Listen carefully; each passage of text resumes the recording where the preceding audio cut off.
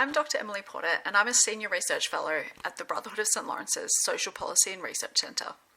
Saviour Plus was established in 2003 by ANZ and the Brotherhood of St Lawrence, and is now the world's largest and longest-running match savings and financial education program.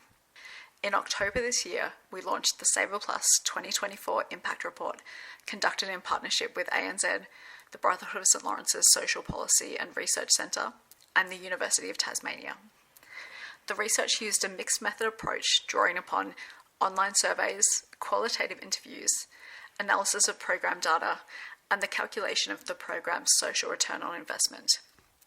We found that Saviour Plus builds participants' financial skills and confidence, leading to a money mindset shift. And this shift is long-term.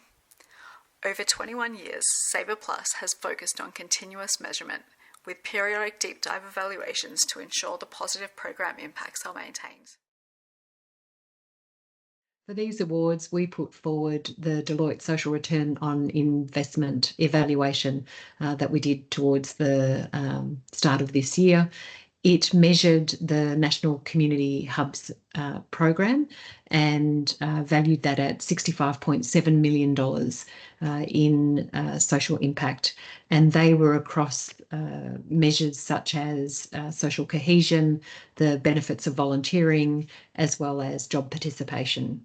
And if you've not spent time in a community hub, they're place-based, they're in primary schools. There's 100 of them in your local communities. There's probably one close by that you can actually support.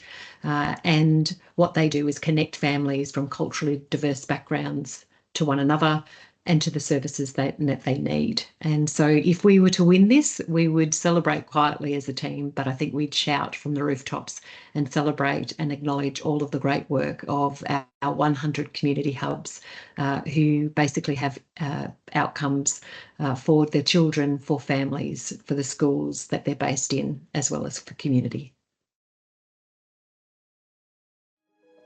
He was very shut off. He never spoke to us when anything was wrong. The bullying that I experienced, it was mainly verbal and physical bullying.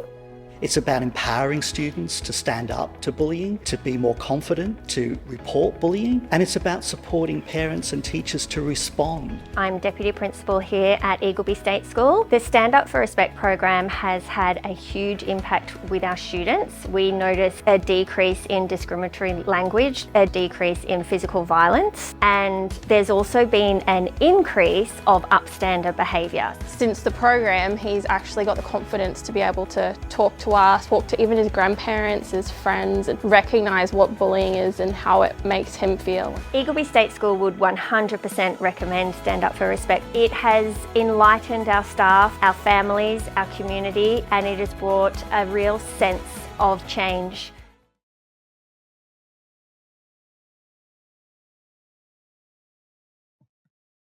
Relationships Australia Victoria has been providing specialist family relationship services for over 75 years.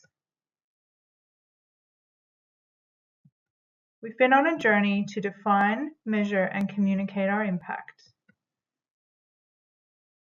We developed a framework with 5 key domains that captures the positive change we create, allowing us to measure and report on specific outcomes for individuals, families, and communities. Our ongoing efforts have resulted in high-quality data that reveals significant improvements in subjective well-being across our impact domains.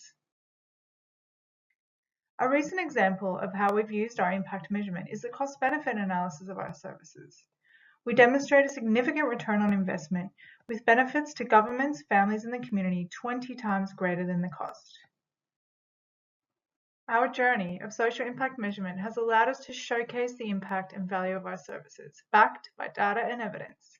By measuring and sharing these insights, we're driving meaningful change and shaping the future of our work.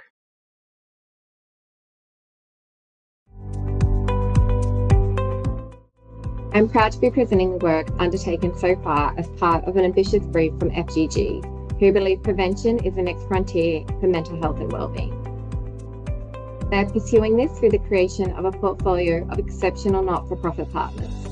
Over time, the initiative will demonstrate the value of investing in wellbeing and prevention. a rare contribution that shows how Australians can come together to achieve real outcomes for young people. Measuring social impact is a challenging pursuit, particularly at a portfolio level, when a funder is trying to understand the combined impact of a range of partners whose work is complementary but different. It has been a joy to work with the partners, providing them with the tools and technical advice to enable the measurement of their short-term outcomes. Collectively, they reached over 5 million young Australians in 2023. Next year, we will commence measuring their medium-term outcomes. So watch this space.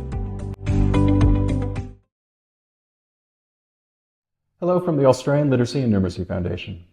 Let me introduce you to the ELDI, the Early Language and Literacy Developmental Index, a world-first formative assessment tool for children aged 2 through to 8 years old. We want all children to thrive and take advantage of their opportunities. We want families and educators to have the information, the everyday strategies, and the confidence to know that they're making a positive impact for each and every child. That's why we developed the ELDI, a robust developmental scale that clearly expresses the child's learning journey, with fun, engaging tasks across all domains of early language and literacy development, with clear reports, trends, and recommendations. Our recipe for impact is quite simple.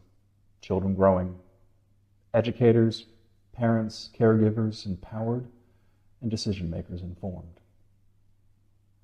An early start is the best start.